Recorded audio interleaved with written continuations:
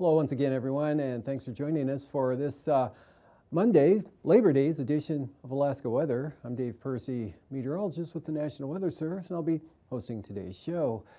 Up first, hazardous weather graphic. Only lit up area here is the Eastern Alaska Range. That's for a wind advisory that's been out and will remain out through tonight, due to end at 6 a.m. Tuesday morning, as winds continue to gust anywhere from 40 to 50 miles per hour out of the south-southeast here in the mainly through the passes west of the Toe Cutoff. And for fire danger, kind of a reduction from yesterday. Still got a high fire danger zone here from roughly the south coast of Turnagain Arm, northward across East Anchorage, say up toward the Chugach Range, and then on up in toward the Palmer area, and then catching the Point McKenzie area there on the south end of or at the northern inlet there, Knik Arm. Kind of really shrinking there, but still pretty high in those areas, mainly due to the gusty winds that have been occurring today, but those are diminishing. And also the wind keeping the areas of extreme fire danger over the central Copper River Basin here. Gulkana last hour, 3 p.m. this afternoon, still reporting gusts of 40 miles per hour. And then some spotty areas of high fire danger to very high fire danger on the lee side of the Alaska Range all the way around. And that's due to the gusty winds as well, and also dry conditions, and a little breezy up there keeps it high to very high for the Selawik Valley on up toward Kotzebue and Buckland. Otherwise, satellite imagery showing front pushing eastward, higher level clouds pushing across the Panhandle today. That brought a few hundredths of an inch to some areas of the southern southeast coast. Otherwise, Juneau picked up about half-inch precipitation in the last 12 hours, while Juneau just had 7/100ths of an inch.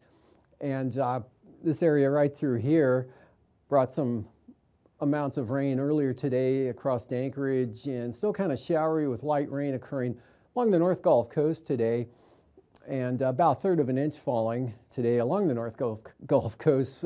Seward had 4/10ths of an inch of rain, and Portage about a half an inch, so nothing too terribly heavy. Winds coming down from what they were. Anchorage International Airport early this morning at a gust of 45 miles per hour, and those diminishing. Still this afternoon, we had Palmer seeing winds gusting as high as 35 miles an hour. That same wind speed also occurring up at Kotzebue this afternoon. That's what's keeping the high fire dangers, or the fire dangers up in that area, is the gusty east winds. 35, higher elevations even higher than that. But areas of light rain made it north of the Alaska Range today. Up here over the eastern interior, some areas had anywhere from a quarter to a third of an inch, and then other areas had just a couple of hundredths to nothing at all. So kind of varied, but moisture did get north of the mountains there, and areas of light rain and light precipitation amounts, generally 1 to 3/10ths of an inch falling here across southwest interior areas on out to the coast. Still windy along the coast, with Cape Newton seeing gusts 40 miles an hour, and this lows lifting northward and weakening. Earlier on, Cold Bay once again had gusts of 50 miles per hour today, and pretty breezy. Let's see. Cold Bay had 40 miles an hour, and lighter winds though as you head west here with drier conditions. There's a couple hundredths of an inch of precipitation falling at Adak there, with some moisture sliding westward in the westerly flow here across the Bering Sea, but very light amounts, mostly just cloudy skies associated with that, and then rain and gusty winds spreading northward across the Bering Strait and Seward Peninsula.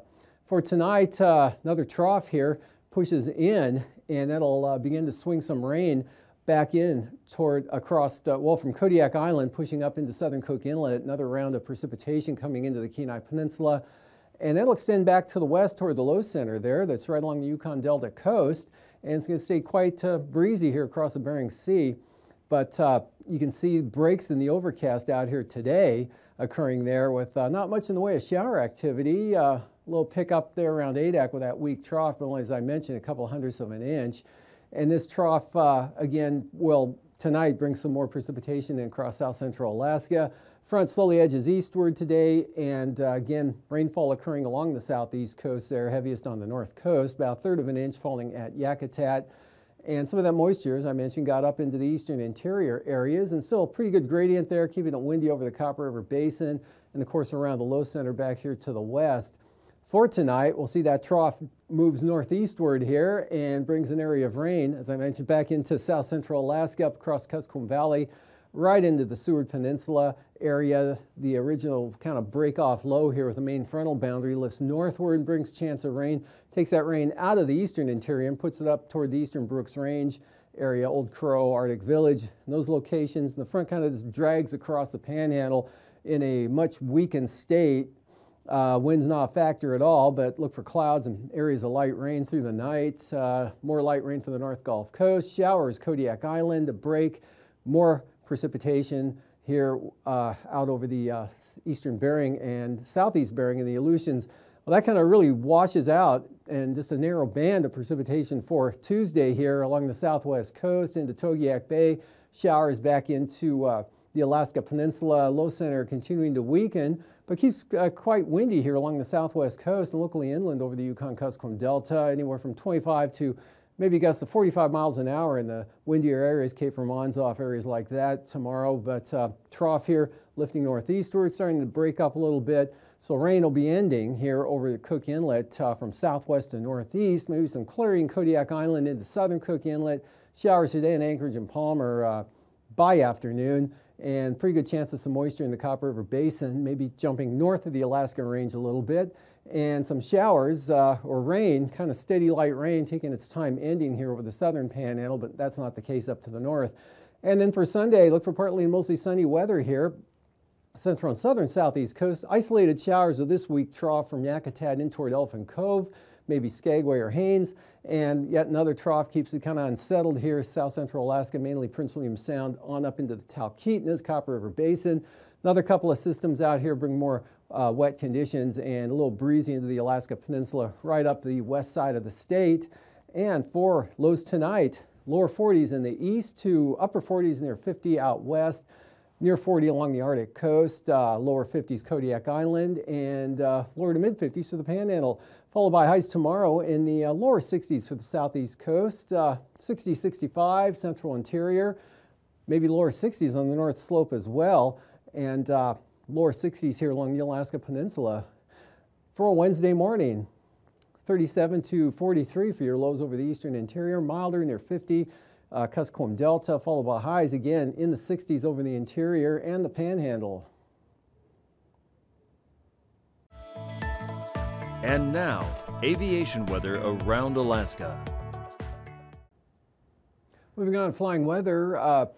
IFR here, southwest Bering, and from Shimyatu all the way into Atka Island, and then it kind of cuts off to the northeast here. North of the Fox Islands, Alaska Peninsula, but south of the Pribilof. So marginal VFR here along the southwest coast to the Alaska Peninsula, Bristol Bay.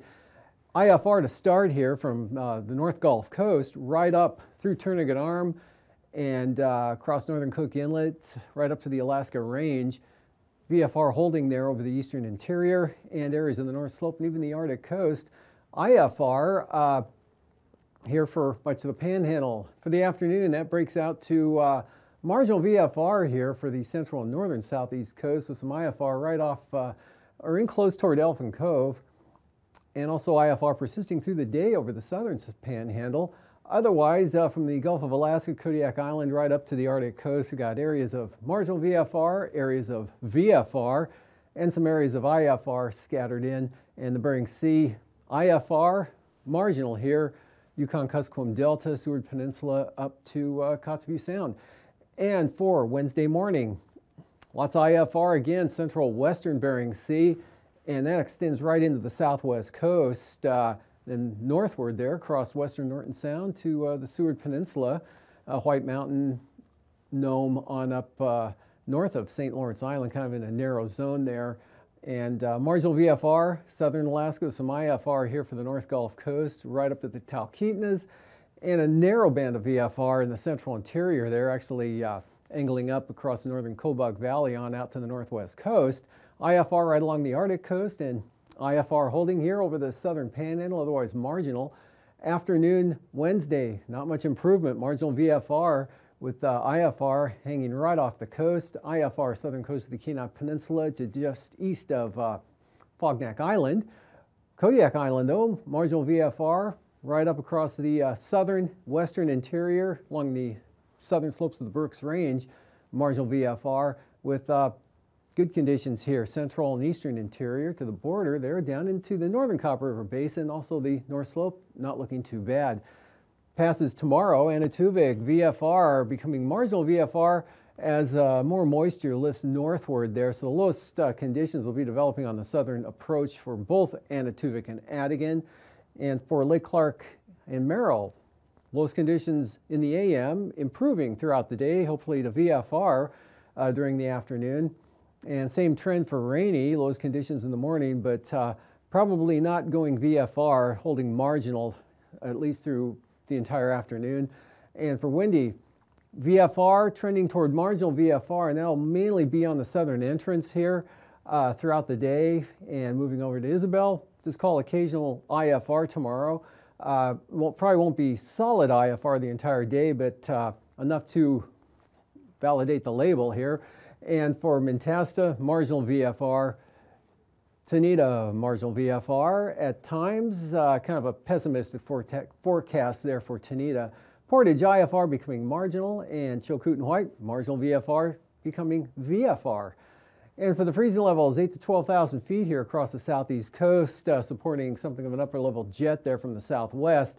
Otherwise, about 4,000, a little cool out here over the central Bering Sea, 6,000 the Alaska Peninsula, and generally 6,000 feet now over much of all of interior Alaska. Icing, remnants here, moisture, areas of light isolated moderate rime icing, 7,000 feet southern Alaska, 6,000 feet up here to the northwest, about 6,000 along the southwest coast. Some more icing, nothing significant though, coming into the western Aleutians. This is the remnants of that frontal boundary, but that icing is way up there at 10,000 feet of the light variety. Jet stream, one branch here coming into the southeast coast at about 60 knots there, kind of a weak trough here associated with this upper level low swinging through, and southwest swinging around this weakening low center lifting northward. So we got 40 to 50 knots right along the west coast. 9,000 feet, a little brisker here, 25 to 45 knots out of the southwest, and lighter here down to 15 to 20, even 10 to 15 up over the northeast interior, and 15 to 25 into the panhandle. And 3,000 feet westerlies, 5 to 15 for the southeast coast, 5 to 15 southern Alaska, 35 to 40 here with that storm across southwest interior. And turbulence-wise, light ice or considerable moderate chop pretty likely along the Yukon Delta coast.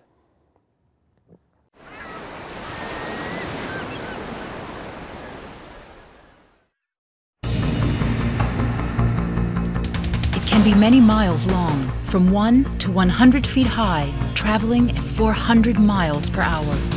This ocean monster is known as a tsunami, and it can wreak havoc on coastal populations and landscapes. A tsunami is a series of ocean waves caused by any large and sudden disturbance of the sea surface. Tsunamis can be generated by landslides, volcanic eruptions, or even meteorite impacts in the ocean, but they are most often caused by an earthquake where there's a sudden displacement of the ocean floor. When that happens, there's a transfer of energy from the sea floor to the ocean, causing waves on the surface to radiate outward in all directions. In deep waters, these waves may not even be detectable. But when the tsunami enters shallower waters, the wave speed slows and its height increases. The water along the coast may recede noticeably. A large wall of turbulent water, called a bore, may also form. When the tsunami hits, it may come ashore like a fast-rising flood and strike with devastating force. The series of waves may continue for hours. The first one may not be the last or the largest. For your safety, know the potential warning signs of an incoming tsunami. A strong earthquake that causes difficulty standing. A rapid rise or fall of the water along the coast. A loud ocean roar. When you're in a coastal area, It's important to keep alert for messages from local officials, such as lifeguards, police, the U.S. Tsunami Warning Centers, and NOAA All Hazards Radio. If you find yourself in a location of a tsunami strike, here's what you need to do to stay safe. Keep calm. Walk or run to higher ground, 100 feet above sea level or 1 mile inland. Do not drive. Keep roads open for emergency vehicles. If you cannot move to higher ground, use the stairs to get to the 3rd floor or higher in a sturdy building.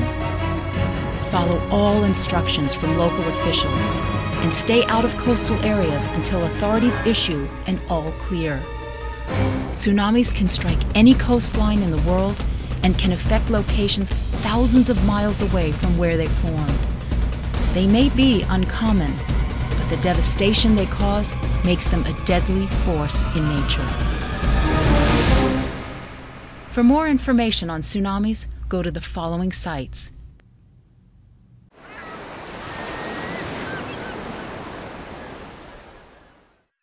Tsunami, a killer wave, speeding across the ocean at 400 miles an hour. It smashes into land, destroying everything in its path.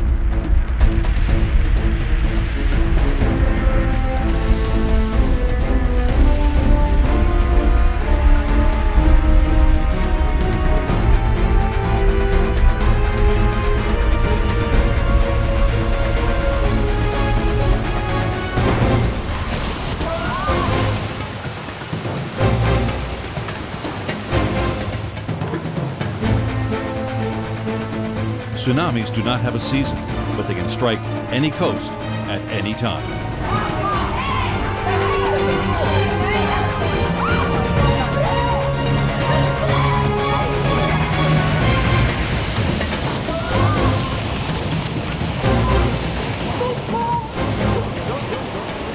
If one forms close to the shore, the shaking of the earth and a loud roar may warn of its approach. But when a tsunami forms across the ocean, it can take hours to reach the shore, enough time to warn people to move to higher land. Over the past 20 years, NOAA has developed DART, a real-time monitoring system that provides data for forecasting tsunamis. The DART systems have been deployed in earthquake-prone areas throughout the ocean, including the Pacific and Indian basins. A DART system combines a surface buoy and a sensor on the ocean floor. This sensor detects changes in water pressure and seismic activity and transmits the data back to the surface. If these changes indicate a tsunami may form, the buoy signals an alert via satellite to the tsunami warning centers in Alaska and Hawaii. Back at the centers, scientists plug the data into pre-existing models. These models predict the height, the arrival time, and the coastal locations that the tsunami will hit. Watches and warnings are issued to the affected communities so preparations can begin. Today, 47 DART stations are positioned all around the world, ready to detect and warn coastal communities about the next potential tsunami. With the DART system and tsunami warning centers in place, we are now better prepared to predict a killer wave before it strikes.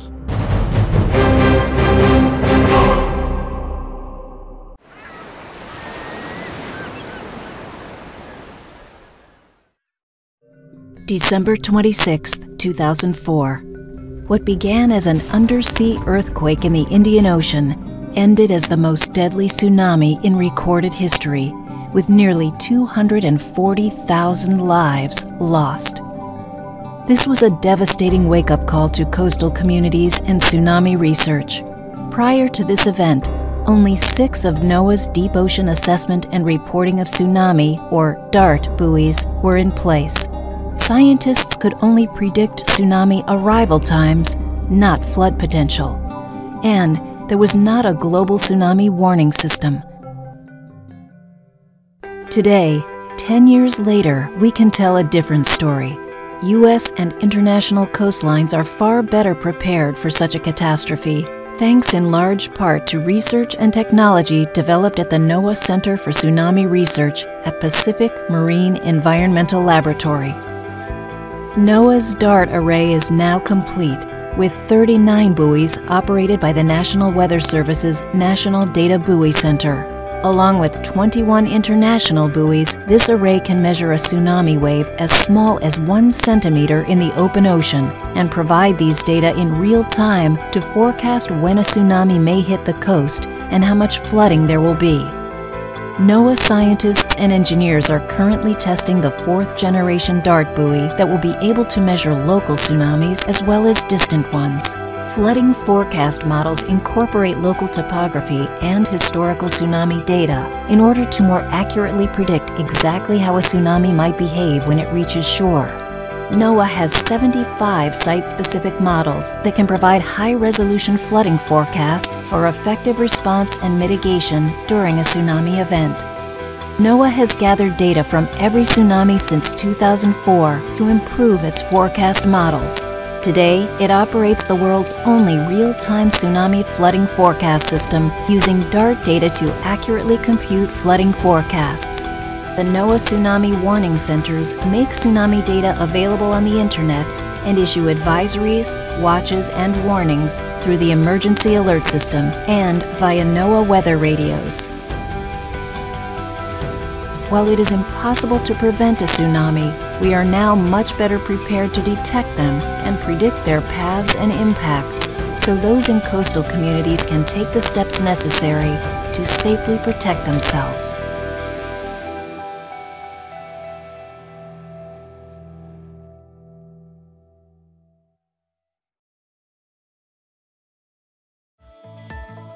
And now, marine weather around Alaska. Welcome back. Today's sea ice analysis, as you can see, way off the coast here and hardly anything even up northwest of Wrangel Island. So wide open here along and well off the Arctic coast, and no changes, no significant changes for the next several days. Northwest 15 on the south coast tomorrow, but seas still up around 10 feet, and then west-southwest at 10 with 9-foot seas on the north coast. South 15, Lynn Canal, south at 10, barely a breeze there in Stevens Passage, and Clarence Strait, south winds 15 knots, seas 3 feet. And northwest 15 for Clarence Strait on Wednesday, really light winds here over the central inside waters, and not much different, variable to south at 10 for Lynn Canal, seas up 2 feet. North 10 on the south coast, and north to northwest 5 to 10 knots here on the north coast with seas at about 6 feet. Prince William Sound, light south winds at 10 tomorrow, 2-foot seas. And then we got southwest 15 there around Middleton Island with 8-foot seas. Western North Gulf Coast, 8-foot seas and 20-knot winds from the west. Same thing for the Barren Islands. Same thing for Kamishak Bay, west winds 20 knots. Southwest 20, southern Cook Inlet, north of the Forelands, south winds at 20 knots. And for Wednesday, south to southwest 15 knots for Cook Inlet with seas running about 3 to maybe 5 feet. And then Kamishak Bay, south at 15, light winds now for actually variable, light and variable winds. Prince William Sound, North Gulf Coast, Barren Islands, all at 10 knots with 2 to 4 foot seas. Kodiak Island area tomorrow, southwest 15 to 20 knots and 15-knot winds all the way down to Castle Cape from the southwest, 20 knots, Castle Cape to Cape Sarachef here on the Pacific side of the peninsula. A little stiffer breeze on the Bering Sea side, southwest 30 knots here. 9-foot seas and small craft advisories, south winds 25 for Bristol Bay. Then southwest 15, so winds coming down there for Bristol Bay for Wednesday, Tuesday night and Wednesday, seas 5 feet. South 25 there, north side of the Alaska Peninsula, otherwise southwest to 20 from Cape Sarachef to Castle Cape, and then pretty light winds on up toward Sitkinak, southwest at 10. Kodiak Island, southwest 15 knots, seas 3 to 4 feet. Western Aleutians, southeast 15 knots tomorrow, 4 to 5 foot seas. Adakanatka, southwest at 20, and southwest 20 also for Winback Island. Unalaska Island, a little stronger, small craft advisory, southwest 25, seas 8 to 10 feet. And small craft advisories continue and actually increase a little bit here on Wednesday for the Fox Islands with another system rolling in. Southerlies 25 to 30 knots, seas 7 to 9 feet. And 15 to 20 knot winds for Adak and Atka, and south to east winds here for the Western Aleutians, only at 15 knots, 5 to 6 foot seas. Gales tomorrow for the Pribilof, southwest 35 knots, and that'll blow right into Kuskokwim Bay as well. North of Nunivak Island, gales also southwest or south 35 knots with 25 knots southerlies for St. Matthew Island, St. Lawrence Island, and Norton Sound. Outlook for Wednesday, south 30 here for Norton Sound, southwest 30 knots for the area north of Nunivak Island, and south of Nunivak Island, southwest 25, much lighter for the Pribilof, southeast at 15, west 20 St. Matthew Island. Eastern Boulevard Sea Coast, southeast 15 to 20 knots, light easterlies on the central coast, northwest 15 to 20 on the west side here all the way to Cape Thompson to Wales, southeast 20. And then those pick up to 25 knots out of the east here from Wales to Cape Thompson, and Cape Thompson to Cape Beaufort, or probably Point Lay, east to 20, and then Point Lay on up, kind of lighter and variable to southeast at 10 for the Eastern Boulevard Sea Coast. Taking a look at tonight's forecast again, we have another trough pushing northeastward here. That'll bring another round of precipitation. Shouldn't be too heavy, but it'll be another round of precipitation, but the winds will be much lighter than they were last night. And North Gulf Coast stays kind of damp, and that weak front dragging across the panhandle keeps it cloudy and occasionally wet there. And then for tomorrow, that trough starts to thin out a little bit here, and the rain should end, or precipitation showers northern Cook Inlet in the afternoon, clearing back to the southwest there, Kodiak on up toward Nulato Hills, eastern Norton Sound. And this front keeps it kind of damp over the southern panhandle most of the day, while the central and northern areas tend to break out. North Slope Arctic Coast looking good. And for Sunday, that's, let's see, Tuesday, Wednesday, rain here in the west all the way down the Alaska Peninsula, eastern Aleutians, and a chance of showers over the northern panhandle. Otherwise, partly and mostly sunny here for the southern and southeast coast as this system pulls off to the east. These forecasts are for planning purposes only. Call 1-800-WX-BRIEF for a formal pre-flight briefing. Always file a flight plan before you go flying. The U.S. Coast Guard Auxiliary urges you to leave a float plan with a friend or the harbor master before you go boating.